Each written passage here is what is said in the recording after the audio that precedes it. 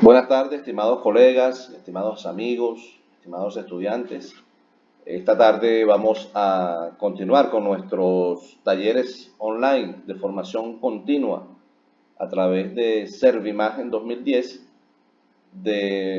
utilizando esta plataforma como una manera de poder llevar a todos de manera accesible el mayor número de este tipo de talleres que puedan contribuir al crecimiento colectivo con respecto al conocimiento precisamente en el área de la radioimagenología.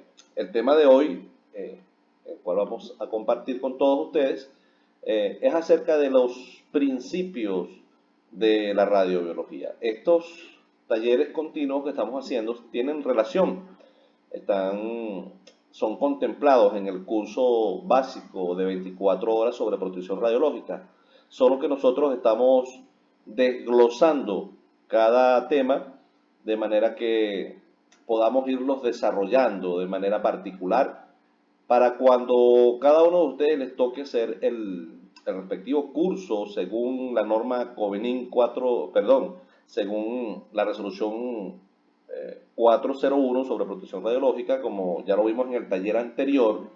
Quienes no han podido participar en el taller anterior, les recordamos que está disponible.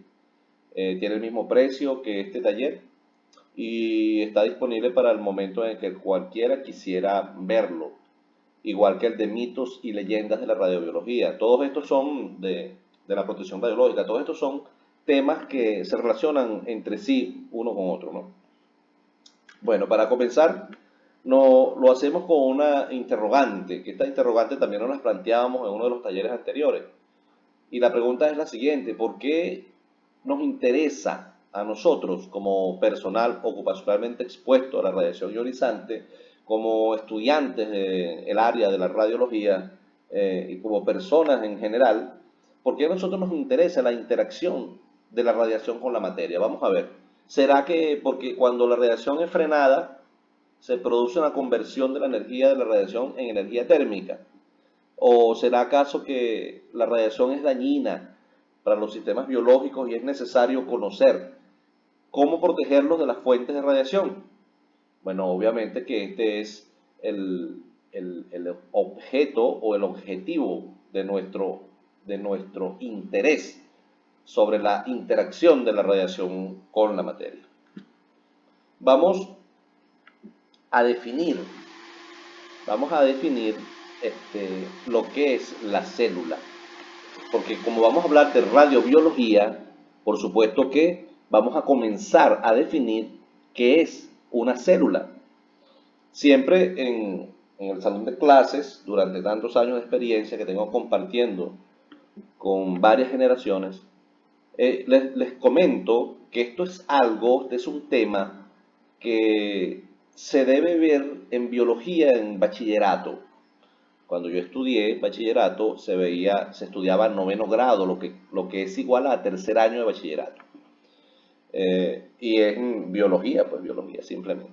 Ahí hablábamos sobre las células, yo recuerdo muy bien esas definiciones. Luego cuando estudiamos la carrera de radioimagenología en las diferentes universidades, hay una materia que se llama radiobiología. En esta materia también se refuerza todo el tema de la célula, su estructura, todo lo que conforma una célula y cuáles son las funciones de cada una de estas partes de la célula, ¿no? Entonces, vamos a comenzar con el concepto. Aquí decimos, ¿no? La célula es la unidad anatómica, morfológica y funcional de todo ser vivo. Es una estructura que está constituida por tres elementos básicos. Membrana plasmática, que es todo lo que recubre a la célula. Aquí lo vemos, ¿no? Membrana plasmática. El citoplasma, que es todo esto azulito claro que está aquí adentro, que generalmente es un líquido acuoso. Entonces, por eso que se llama membrana citoplasmática o membrana plasmática, y lo que está dentro de esta membrana es el citoplasma. y por supuesto el material genético que está dentro del núcleo, específicamente en los cromosomas. El núcleo está cubierto por esta envoltura nuclear, que la vemos aquí en un rojito más oscuro, y el rosadito, todo esto que está rosadito allí es el núcleo. El núcleo también tiene el nucleolo, pero en el núcleo es donde se encuentra la carga genética, específicamente en los cromosomas, como lo vamos a ver en las siguientes láminas. También tenemos los ribosomas, la membrana plasmática, como ya se las descubrí, los microtúbulos, el citoplasma, el lisosoma, el aparato de Golgi, centriolos, mitocondrias, retículo endoplasmático. Cada una de estas estructuras tiene una función específica dentro de la célula. Y que bueno, no es el objeto de este taller, pero alguno de estos sirve de aparato digestivo, de elemento excretor, transforma los nutrientes en energía, es decir, es un ser vivo que puede vivir de manera independiente, en líneas generales, una célula, ¿no? Estando claro entonces qué es una célula y cuál es su estructura, sabiendo en forma de repaso, como ya lo dije anteriormente, que es en el núcleo donde se encuentran los cromosomas, y es el cromosoma, como lo vamos a ver a continuación, quien lleva la carga genética. Esto es un cromosoma. El cromosoma, como ya lo dijimos, fíjense, esta es una célula y este es el núcleo de una célula. Y dentro del núcleo de la célula están los cromosomas, que tienen más o menos esta característica. Tiene un centriolo o centrómero, tiene un brazo, mejor dicho, 4 brazos o alelos, también se les conoce como alelos. Y bueno, estos alelos o brazos están conformados a su vez por genes, y cada gen está compuesto por una cadena de ADN que lleva la información genética. Entonces, ya vimos lo que es la célula, cuál es la estructura de la célula, y precisamente dentro de esa estructura de la célula sabemos entonces que en el núcleo de la célula, acá, dentro del núcleo de la célula se encuentran los cromosomas, y que los cromosomas son los que están conformados por un centriolo, por 4 alelos o brazos, y que estos alelos o brazos están conformados por genes, y los genes a su vez por cadenas de ADN. Aquí tenemos, ¿no? Aquí lo vemos más especificado, fíjense. Centriolo, alelos, está conformado por genes, aquí tenemos el gen 1, gen 2 y así sucesivamente, cada brazo. Y por supuesto que cada gen está conformado a su vez por una cadena de ADN. ¿Qué son los genes? Son pequeños segmentos de largas cadenas de ADN que determinan la herencia de una característica determinada o de un grupo de ellas. Los genes se encuentran localizados en los cromosomas, como lo venimos explicando, en donde se disponen en línea a lo largo de ellos. Cada gen ocupa en el cromosoma una posición. El conjunto de genes se denomina genoma. Es decir, toda la información, todo el código, la codificación genética. Ahora, estas cadenas de ADN están conformadas por 4 proteínas, como son la adenina, la timina, la citosina y la guanina. Y a su vez tiene un esqueleto de azúcar fosfato, que es el que mantiene unido a través de unos enlaces nitrogenados. Esto que está aquí, la combinación de estas proteínas dentro del esqueleto azucarado con fosfato azucarado y unidos a través de enlaces nitrogenados, es lo que se conoce, esa información que está allí, esa combinación, es lo que se conoce como combinación química o código genético. Y esa combinación química específica es la que le da las características a una particularidad que es transmitida a las generaciones futuras a través de la procreación. Entonces, ya tenemos claro, entonces, que aquí tenemos la célula. Dentro de la célula están el núcleo, dentro del núcleo están los cromosomas, y dentro de los cromosomas, o mejor dicho, los cromosomas están compuestos por genes, y los genes a su vez por cadenas de ADN, que son la combinación de estas proteínas. Claro, todo esto que yo les estoy comentando hoy, 24 de marzo del 2024, ya ustedes lo saben. Estamos repasando y reforzando de manera de tener el conocimiento lo más fresco posible para poder comprender cómo es posible entonces que la radiación ionizante actúa sobre los elementos biológicos para poder hacer cambios estructurales en ellos y de allí los riesgos y también la importancia del por qué debemos protegerlos. Bien, aquí tenemos un modelo 3D de una célula, como ya lo vimos. Claro, por supuesto que para poder ver una célula necesitamos máquinas de alta potencia de aumento, como son los microscopios, para poder entonces poder evaluar los diferentes tipos de células, su estructura y los posibles cambios que puedan tener ellos. Entonces, fíjense, la importancia, ¿no? ¿Dónde? ¿Qué produce? ¿Cuál es el blanco potencial dentro de la radiobiología? Ya definiendo lo que es la célula y sus estructuras, vamos a ver cómo es la interacción de las radiaciones ionizantes con el material biológico. Aquí tenemos una fuente de radiaciones ionizantes, como dice aquí, RI. Esta fuente emite una radiación que irradia a una estructura. Por supuesto que todas las estructuras biológicas están conformadas por células, los músculos, el cabello, la piel, todo es un tipo y una característica diferente de célula. Muy bien, el grupo celular es irradiado, vamos a suponer que esta puede ser una célula germinal, como es el caso de los espermatozoides y los óvulos, y que en el núcleo, fíjate tú, célula, cromosomas dentro del núcleo, este es el núcleo aquí, cromosomas, y aquí tenemos la cadena de ADN. Aquí tenemos entonces, ¿qué es lo que sucede?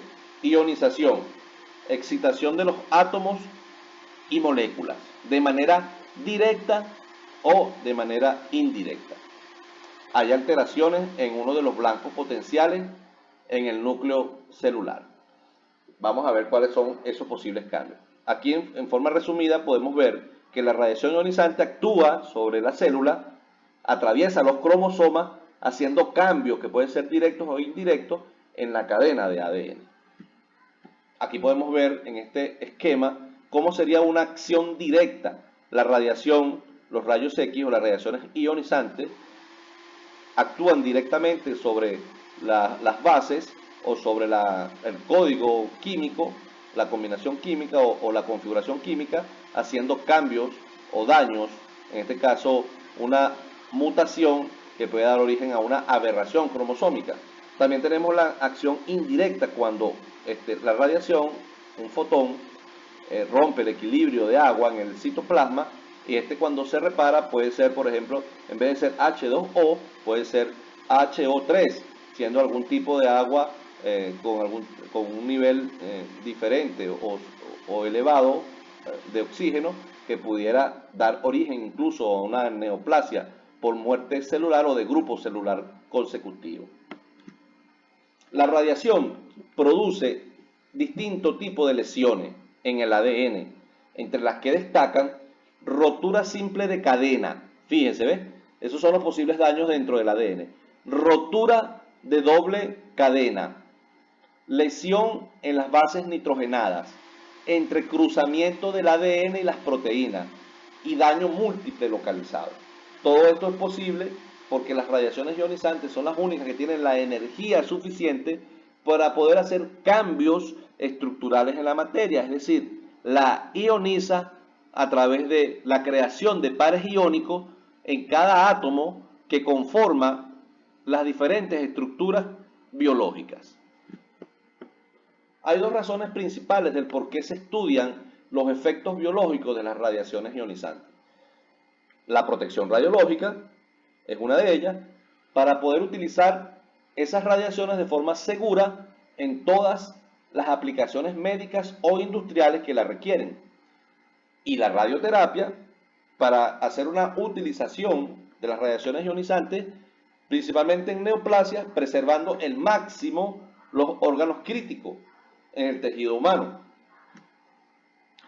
Fíjense, ya vimos, ¿no? Ya vamos una cronología para poder entender entonces que es una célula, donde está ubicado el cromosoma, que es quien lleva la carga genética, a su vez está conformado por genes y a su vez los genes por ADN. La interacción de la radiación con el material biológico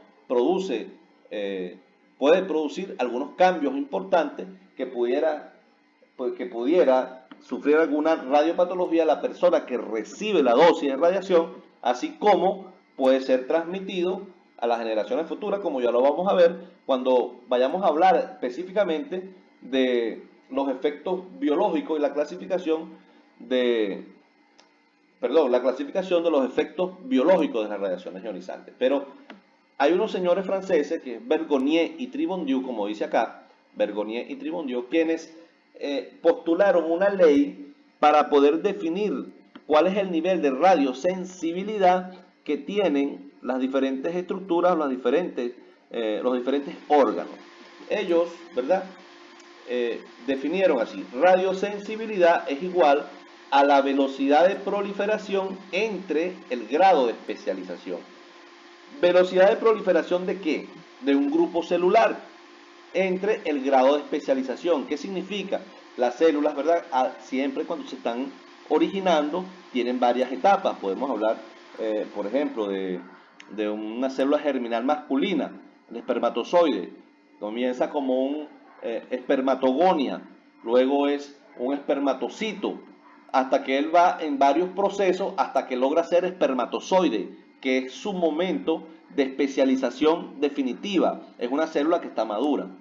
No es igual, no es el mismo nivel de radiosensibilidad cuando es irradiado, cuando es espermatogonia, cuando es espermatocito o cuando ya es una célula diferenciada, un espermatozoide. En las tres etapas se va a introducir algún cambio,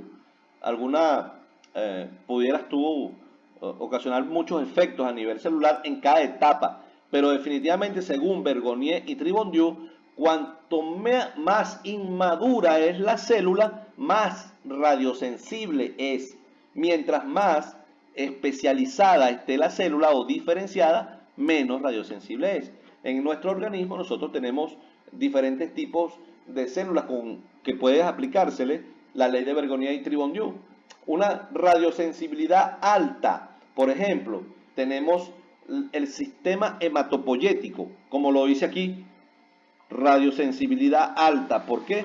Entre ellas tenemos linfocitos, células inmaduras de la médula ósea y el epitelio intestinal. Estas son altamente radiosensibles. El sistema hematopoyético está constantemente generando nuevas células que cumplen una función fisiológica dentro del organismo y que luego tienen un periodo de utilización o de vida. Ellas van muriendo y van siendo desechadas por nuestro organismo por vía de la orina. Los riñones se encargan de filtrar la sangre para todas estas células muertas y desechos ser excretadas por vía de la orina. Entonces, fíjate tú, este tipo de células que están constantemente produciéndose en un proceso de división celular continuo, bueno, allí precisamente es cuando ellas son más radiosensibles. Entonces, como ya les dije, tenemos el sistema hematopoyético, la médula ósea y el epitelio intestinal, sobre todo intestino delgado, son altamente radiosensibles. Otras considerablemente radiosensibles, tenemos a las del cristalino en el ojo, que puede ocasionar opacidad del cristalino, es decir, catarata, paredes estomacales, el esófago, la boca y la piel. Son considerablemente radiosensibles. Acuérdense que estamos hablando de grupos celulares, ¿no? Para poder aplicar la ley de Bergonier y Tribondieu. Una radiosensibilidad intermedia, el hígado, el riñón, los pulmones y la tiroides.